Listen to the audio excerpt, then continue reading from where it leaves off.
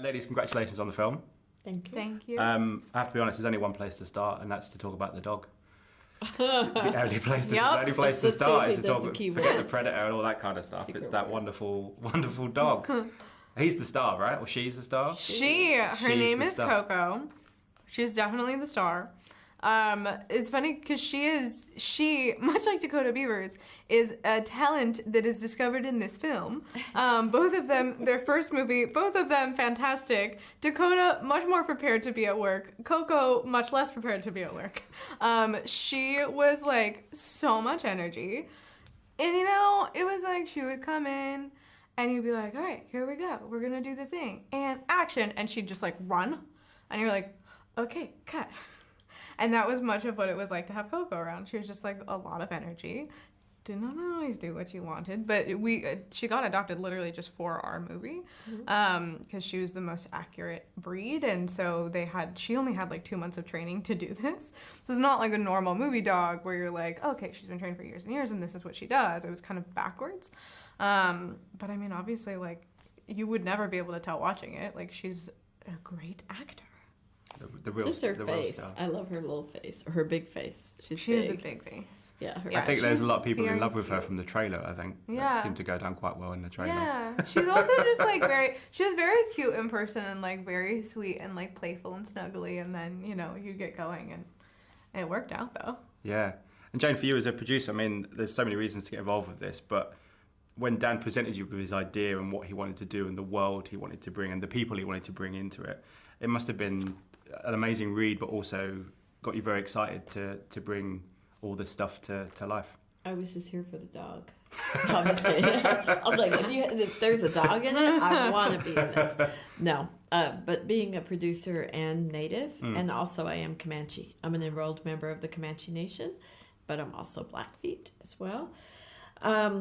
It was incredible because the first time I saw the script, across the top, it said all dialogue in Comanche. And I was like, what? And that's how it was originally pitched to the studio. So the fact that it comes out on streaming is just like an extra little thing, because if you were in the movie, you would only be able to watch it in one language, right? But because it's streaming, we have a full Comanche dub, and that's really important. That's never been done for my tribe, my language, for the Comanche people. And it's never been done for Native people. There's never been a brand new release all in a Native language. So this film, I could tell by the script that it was shifting the paradigm that Hollywood has created around Native people and Native culture. And I knew that when I read that, but it was never to the extent that I got to live through. Most of the time when I'm hired for content, I get to do like maybe a project has 20 to 25% Native content. This project had 110%. So it's incredible. Just makes my life. That's fantastic. And Amber, for you, I mean, this role, there's so much going on. Was there a facet of it that you enjoyed the most? Was there a facet you enjoyed the least? Because there's a thing there where people actually go as a social thing and go axe throwing, which is a big deal now. I think people go to you. Is there? So, was there a thing you enjoyed more than others? That's funny because I actually did buy my dad a set of throwing axes for Father's Day, like well before this movie, before I knew about this role, just like for fun, because that's what we do as a family. And then I saw this and I was like, hey, I've been practicing. But I mean, no, everything I really enjoyed. I mean, I think I've done some action before, but it's very different than this. This is a very different style of fighting or just physicality in a movie, whether that was the narrative kind or the more action-based kind.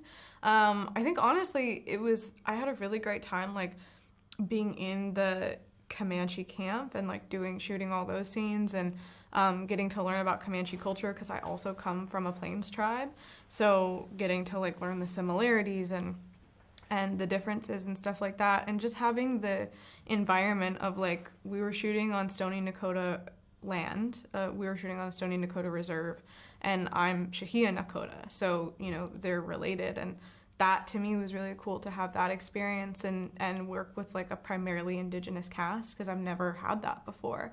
So it's just kind of a different level of like comfort, and you know, there's things that you can just feel at ease about, or that you can talk about that you don't normally talk about, or stuff like that. So I think that experience to me was definitely like textured it differently.